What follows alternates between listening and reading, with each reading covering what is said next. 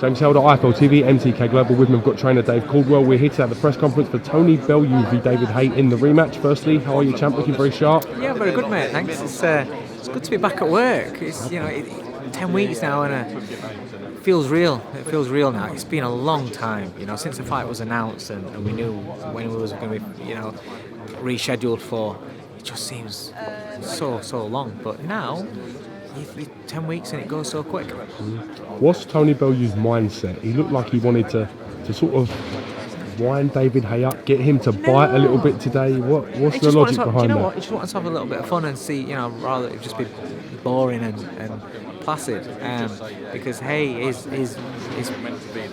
being pretty boring.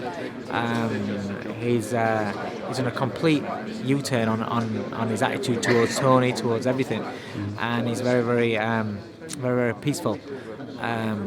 Which, it's just it makes for just quiet press conferences, really. Do you think David Haye inside is not as angry as he was after the sort of defeat from the first fight? Do you feel he's keeping a better lid on his feelings and emotions this time? Yeah, I think he's putting quite a bit of an act on, in the respect that how it will be absolutely killing him to have to say the words like complimenting Bellew and say, "Oh, you won the first fight. Oh, yeah, this. I was wrong when I was saying that I was going to put you in a coma. I was wrong when I was saying I was going to knock you out in a couple of rounds. He was talking about violent knockouts last time, and he was wrong. The injury happened in round 6. He had all the time beforehand to do what he said he was going to do. So it must be killing him to be talking like that. But also he's got a coach around him that's very, very, very, very positive, and about life's energies and things like that. And that's rubbing off on him. And he seems to be living his life more like that. This fight could potentially be David Haye's last fight. Do you think that will add more pressure onto him? And do you think it will make him train that little bit harder, more diligently? Listen, he's always been a fantastic. This is what I'm saying. He's saying that he's Adam. What's his face? Adam Morley. Adam Morley. He was talking about how now David's got his nutrition on point. He's training so hard. He's got a great trainer now. This, blah. He has always had a great trainer. He had Adam Booth, for God's sake, right? And then he's moved to Shane McGuigan. Look at what Shane McGuigan's done. Shane McGuigan's a good trainer, right? Now he's got Salas. Salas is a fantastic trainer as well. So he's always had a great trainer, so nothing's changed there. He's always had his nutrition on point. Look at the man. Look at him throughout his career. He's always been on all the best, expensive, organic, the best food that money can buy. He's always had his nutrition on point. So there's nothing different about that. He's always wanted to win. He's always believed he's going to win. So if that's how he is, nothing's changed. The only thing that's changed is that he's met a man that's not scared of him, not intimidated by him, and knows he can beat him. And plus, he's a year older than what he was last time, or he's going to be by the time the fight happens. So it's nothing in a positive way. In a positive way is, yes, all right, his state of mind, he maybe not be as pent up and hell bent on knocking Tony out, so he'll be more clear of thought, and his style will be better because he'll go back to what he was good at. So yeah, that's a good point of the things with David Haye. But on the fight night, the pressure will get to him, and because he can't afford to lose. He can't afford to lose twice to Tony Bellew. He can't afford to get injured. He can't afford to pull out of the fight, because then nobody's going to buy into him anymore. He's got a lot of pressure on him going into this fight. And it's only the moments just before you ring walk, and then as you walk to the ring, that sometimes these affect fighters. This fight potentially for Tony Bellew could be, would you say, his biggest payday so far in his boxing career? If it outdoes the last one, it will do. So, I don't really know. Probably, yeah.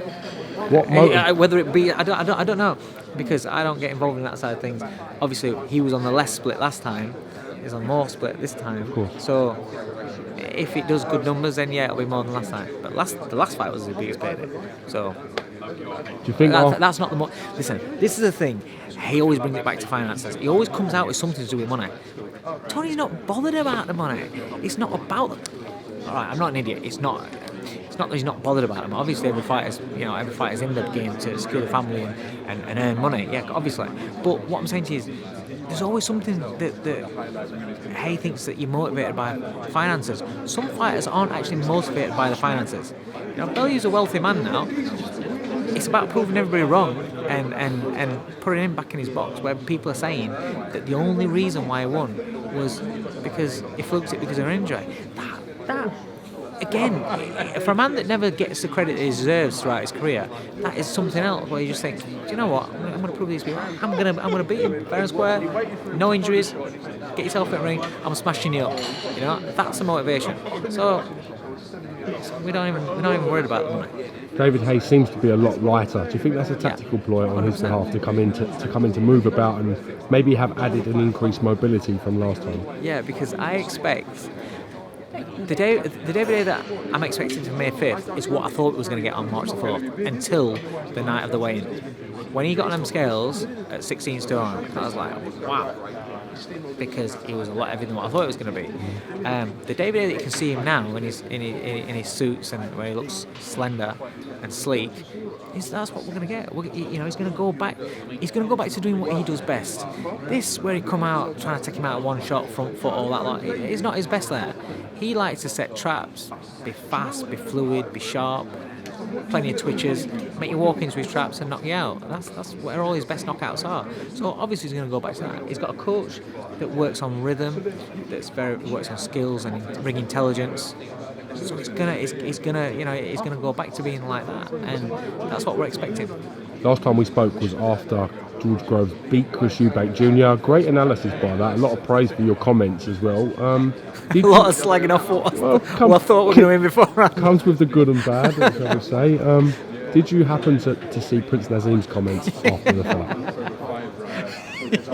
Yeah, because obviously I was there at the fight, and then I saw on my Twitter everyone going, Naz was trending. I thought, what's happened? Why is he trending?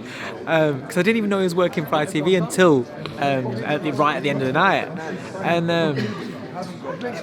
I went home. When I got home, I had to put it on. I had to see whatever it was on about, and mate, it was the funniest thing I've seen. I thought it was hilarious. It was funny. It was brilliant. Would you like to look into the camera and address anyone while you're here? Is there anything you want to say personally? No, you're not getting me something. I thought that was like a Rocky moment. Yo, Adrian. Why do you think he was so emotionally involved in the fight? What do you think the reason was that set him off? I don't know, man. I don't know if I remember. I don't know if him and Eubank had a little bit of an issue. I don't know if they didn't really like each other. I think they've had their moments in the past. Yes, because I remember when Eubank was fighting on the same bill, Naz was sat ringside. I think I don't know if Naz had fought or something, or Naz was just there, and Naz was chirping at him. And yeah, I know they had issues way back. So whether or not that's carried on now, I don't know, but whatever the reason for it, it was hilarious. It was brilliant. It was funny. Do you think he spoke some facts, Naz, or do you think it was out of context? What did you think about his opinion? Some of it was really good, and some of it was a bit contradictory. Because at first he was talking about like how he can come back, he can this, he can that. And the next minute he's saying you need to retire. You're either good at boxing or you're not. So it was a little bit contradictory.